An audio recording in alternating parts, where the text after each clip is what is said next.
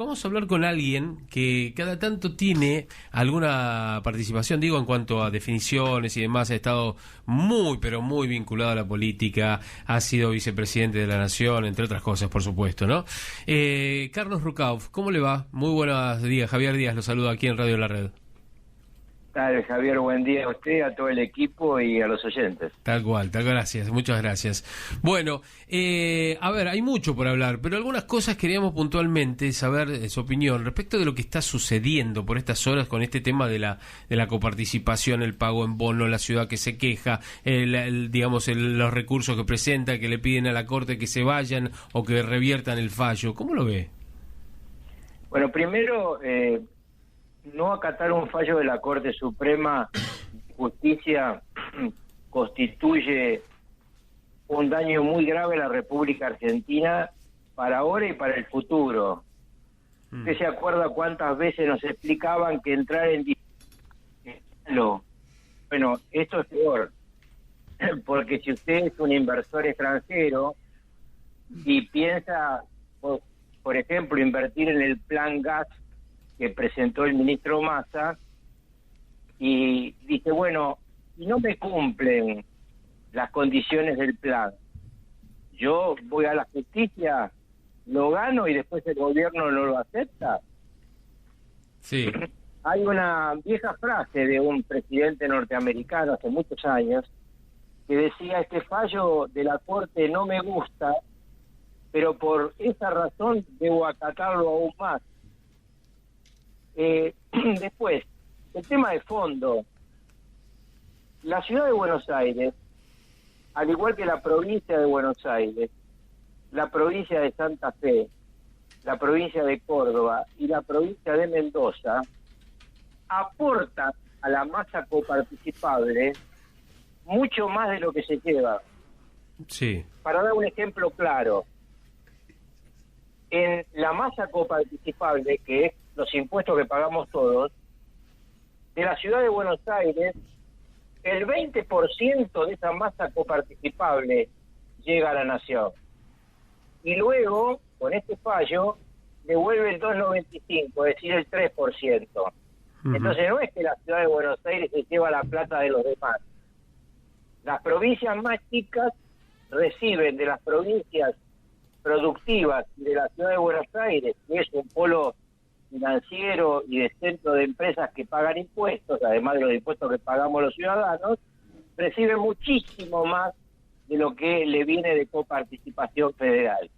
Entonces, no es que el fallo de la Corte esté infundado, porque el fallo de la Corte tiene que, además es una medida cautelar, no una medida de fondo, tiene que ver fundamentalmente con que la Nación transfirió a las provincias y a la ciudad de Buenos Aires servicios. En este caso, la Policía Federal se convirtió en policía de la ciudad. Y en consecuencia, al dejar de pagar el Estado Nacional, la policía esa, le tiene que pasar los fondos a la ciudad para que lo pague. Mandato constitucional, mandato de leyes constitucionales. Ahora, es una clara evidencia, o es evidente, digamos, la disputa más política que cuestión vinculada a lo económico, porque acá es una relación, lo que ha sucedido obviamente cuando en esa conferencia de prensa que tanto Larreta como Jorge Macri habían dicho, nosotros no nos avisaron absolutamente nada, nos enteramos cuando estábamos sentados y el presidente anunciaba que iba a sacar a la ciudad de la coparticipación. ¿Esto qué es? ¿Una venganza? ¿Es una cuestión vinculada a una estrategia política? ¿A qué lo atribuye?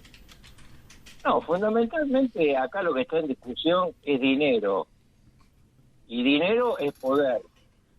Entonces, obviamente, cada jurisdicción pide fondos. Cuando la provincia de Buenos Aires, Santa Fe y Córdoba piden más coparticipación, sí, también tienen razón. Pero es debilitarlo, entonces, es debilitar a la ciudad, o en este caso, en realidad, a Larreta. ¿Ese es el objetivo?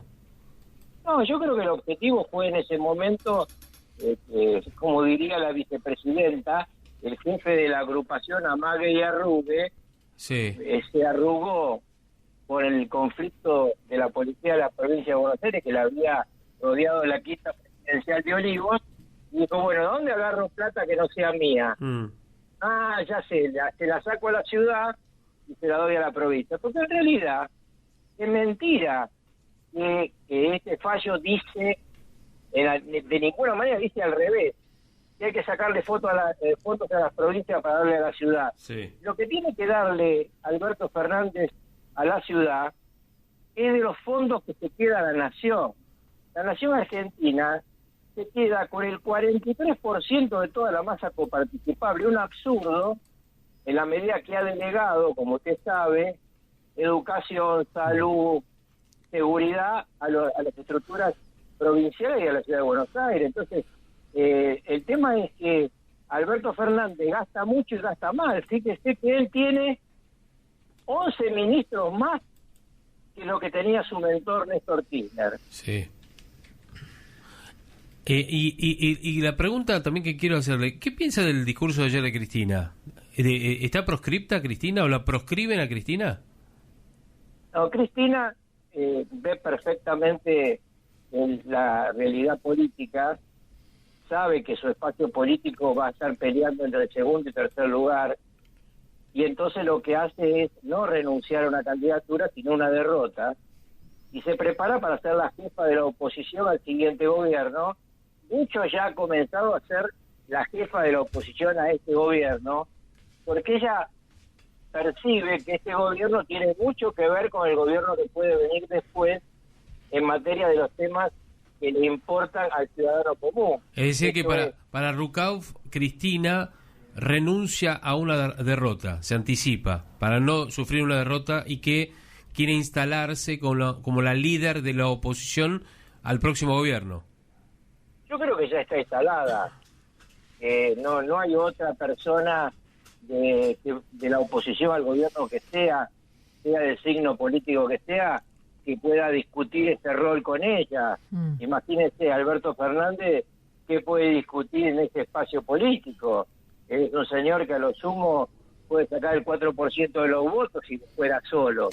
Entonces, ella está tomando la decisión de tener listas de diputados, listas de senadores que se incorporen a las bancas que van a quedar, porque en Argentina el año que viene se discute solamente la mitad de la Cámara de Diputados, así que el bloque de ella va a seguir siendo muy grande, y también va a ser muy grande el bloque del Senado. Entonces desde ahí va a liderar la oposición. Yo creo que finalmente, cuando toda esta película el año que viene se devele, ella va a ser candidata a senadora por la provincia de Buenos Aires para quedarse con un espacio de poder. Rucauf, Rosario Vigosi lo saluda, buenos días. ¿Qué tal? Buen día. Mi pregunta es, usted este año, el que está por comenzar, 2023, ¿se va a postular como candidato? Y creo que, como sea, quisiera saber en qué equipo, porque lo escucho y no parece ser oficialista, siendo del peronismo, ¿no? No, claro, obviamente soy peronista.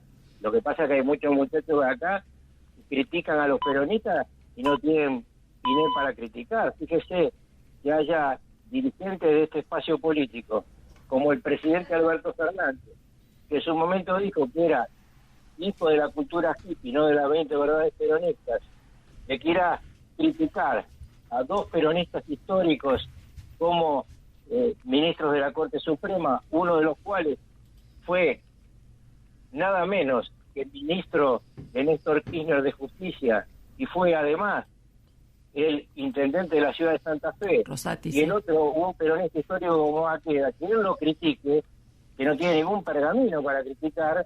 Entonces, hablemos de otra cosa, porque ya no seré candidato a nada. Rucauf, Horacio Ricci lo saluda, ¿qué tal? ¿Cómo le va? Me acuerdo cuando en el 90 usted era embajador en Italia y precisamente, se jugó el Mundial en Italia, y en una entrevista que le hice en ese momento me dijo que lo importante era la imagen de Argentina en el mundo, ¿no? Y que lamentablemente no se pudo consagrar con la Argentina campeón en aquel momento, pero que estuvimos bastante cerca.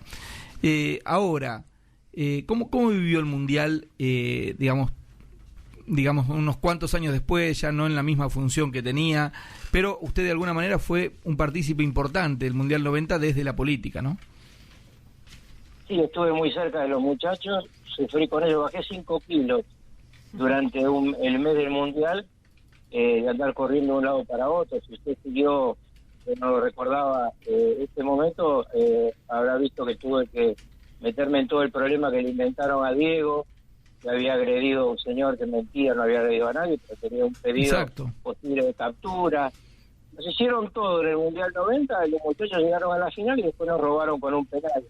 Así que obviamente lo viví con la pasión de todos los argentinos, que además yo soy muy futbolero, creo que es una maravilla lo que quiero, y ojalá que puedan seguir cosechando éxitos. Yo creo que lo que Scaloni hizo como conductor técnico y lo que este chico maravilla, que Messi, hizo como conductor en la cancha, tendría que ser una enseñanza para los políticos argentinos. Uh-huh. Y Rukauf, la última, y gracias por atendernos. ¿Cómo imagina este próximo año de acá a las elecciones al gobierno de Alberto Fernández y Cristina Fernández de Kirchner? Con amague y arrugue. ¿Más de eso? ¿Amague y arrugue? Y si no tienen ni idea de lo que está haciendo Alberto Fernández, muchachos. Una atrás de otra. Todas las semanas hace una torpeza tan grande que tapa la torpeza anterior. No tenemos política exterior, no tenemos política de defensa nacional, no tenemos política de salud. Y cualquier amiga suya va al hospital público a pedirse hacer una mamografía, le dan hora para marzo.